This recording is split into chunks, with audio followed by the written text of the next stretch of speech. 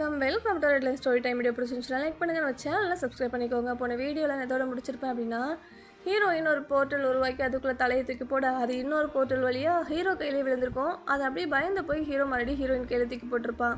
இதெல்லாம் பார்த்துட்டு இருக்க டக்ளஸ், எப்பா உங்கள் மத்தியில் என் உயிரை காப்பாற்றுறது ரொம்ப கஷ்டம் போல இருக்குது, நான் இங்கேருந்து கிளம்புறேன். அதுக்கு முன்னாடி மச்சவங்கிட்ட ஒரு விஷயம் சொல்கிறேன், நல்லா கேட்டுக்கோ. உங்கள் அப்பாவே ஒரு போலீஸு, உன்னை அரெஸ்ட் பண்ணுவாரா இல்லை அந்த பொண்ணை அரெஸ்ட் பண்ணுவாரா எனக்கு தெரியாது, நீ தப்பிக்கிறது உனக்கு நல்லது அப்படின்னு சொல்லிட்டு அவன் அங்கேருந்து எஸ்கேப் ஆகி ஓடி போயிடுறான். அப்படியே சீனை கட் பண்ணி அங்கே ஹீரோவோட அப்பாவை காமிக்கிறாங்க. அந்த கொலை நடந்த இடத்துக்கு வந்துடுறாங்க அவங்க அசிஸ்டன்ட் தாரா கூட. அப்படியே ரெண்டு பேரும் அங்கே சுற்றி முற்றி பார்த்துட்டு இருக்காங்க. இந்த இடம் என்னமோ ரொம்ப வினோதமாக இருக்குது, நிறைய பழைய கால பொருட்கள்லாம் இருக்குது, அதோட இதெல்லாம் ஏதோ மந்திர பேப்பர் மாதிரி இருக்குது அப்படின்னு சொல்லிட்டு எல்லாத்தையும் பார்த்துட்டு இருக்காங்க.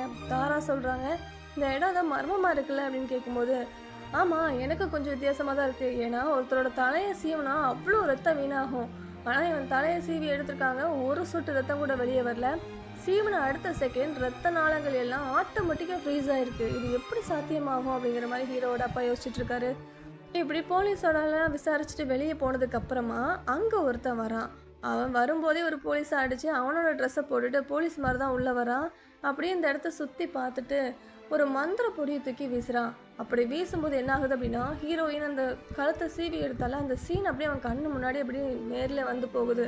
இதை பார்த்துட்டு, ஓ நீ வந்துட்டியா, இவ்வளோ சீக்கிரத்தில் வந்த உடனே ஒருத்தனோட தலையவே நீ வெட்டிட்டியா, மந்திரவாதி தலையை, உன்னை நான் சும்மா விட மாட்டேன் அப்படிங்கிற மாதிரி யோசிச்சுட்டு இருக்கான். அப்போ அந்த இடத்துக்கு ஹீரோவோட அப்பா வராரு. யார் நீங்கள்? ஓ ஃபாரன்சிக்லேருந்து வந்திருக்கீங்களா, இங்கே இருக்க கைரேகை ஃபுட் பிரிண்ட் எல்லாத்தையுமே பார்த்து பத்திரமா எடுங்க, டெட் பாடியை அட்டாப்சிக்கு எடுத்துகிட்டு போங்க அப்படிங்கிற மாதிரி சொல்கிறாரு. இதெல்லாம் கேட்டுட்டு அவன் என்ன சொல்கிறான்னா, தங்கள் கட்டளைப்படை அரசே அப்படின்னு சொல்லிட்டு அங்கேருந்து கிளம்பி போயிடலாம். ஹீரோவோட அப்பா யோசிக்கிறாரு, என்ன இவன் லூசு மாதிரி பேசிட்டு போகிறான் அப்படிங்கிற மாதிரி. இப்போ அப்படியே ஹீரோயினை காமிக்கிறாங்க.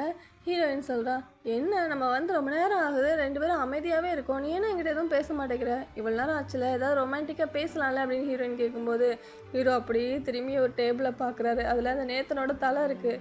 ஏம்மா கண்ணு முன்னாடி ஒரு தலையை வச்சுட்டு எங்கம்மா ரொமான்டிக்காக பேசுறது அப்படின்னு சொல்லிட்டு ஹீரோ அப்படியே அந்த தலையை மெதுவாக எடுத்துகிட்டு போய் அவர் ரூமுக்குள்ளேயே ஒரு குட்டி ஃப்ரிட்ஜ் இருக்கும், அதில் வச்சுட்டு திரும்பி வர்றாரு. இதை பார்க்குற ஹீரோயின், ஆஹா உன்னோட ரூம்லேயே ஒரு குட்டி பனி பிரதேசமே இருக்கே அப்படின்னு சொல்லிட்டு ஆச்சரியப்பட்டுட்டு இருக்காங்க.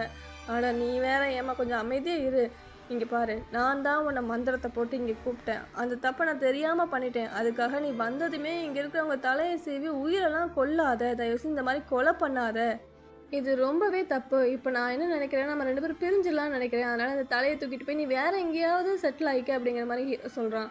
உடனே ஹீரோயின் சொல்கிறா, இங்கே பாரு, அதெல்லாம் நீ என் கூட உடல் அளவில் இணையத்துக்கு முன்னாடி பேசியிருக்கணும், இப்போ நம்ம இணைஞ்சிட்டோம், அதனால உன்னோட ஆன்மாவும் என்னோட ஆன்மாவும் ஒரே இதில் பிணைக்கப்பட்டிருக்கு, நீ இப்போலாம் அதை சொல்லவே முடியாது, இப்போ நானே நினச்சா கூட நம்ம ரெண்டு பேரால் பிரிய முடியாது அப்படின்னு ஹீரோயின் சொல்கிறா.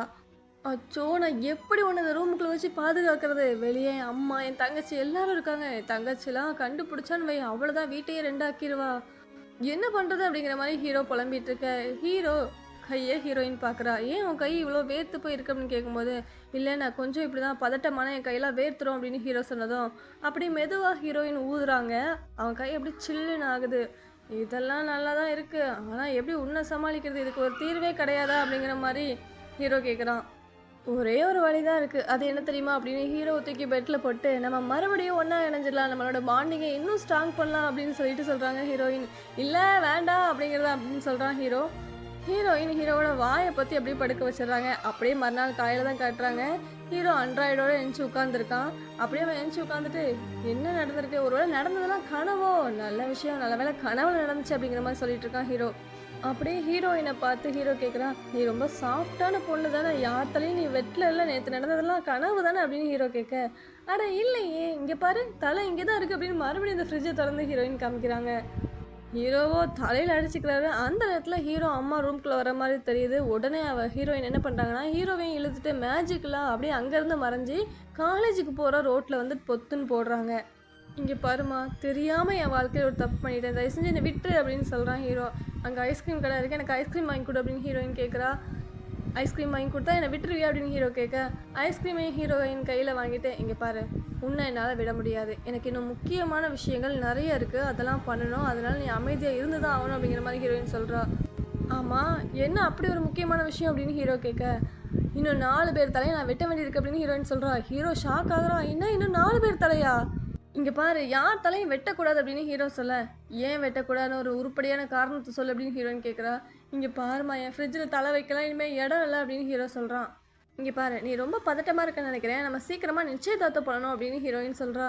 என்ன நிச்சயதார்த்தமா அப்படின்னு ஹீரோ ஷாக் ஆகுறான். ஹீரோயின் 2 பேருமே நிச்சயதார்த்தம் பண்ணிக்குவாங்களா? ஏன் ஹீரோயின் இந்த மாதிரி கொல்றா அப்படிங்கிறதுலாம் நம்ம அடுத்த பகுதிகளை பார்க்கலாம். பாய்.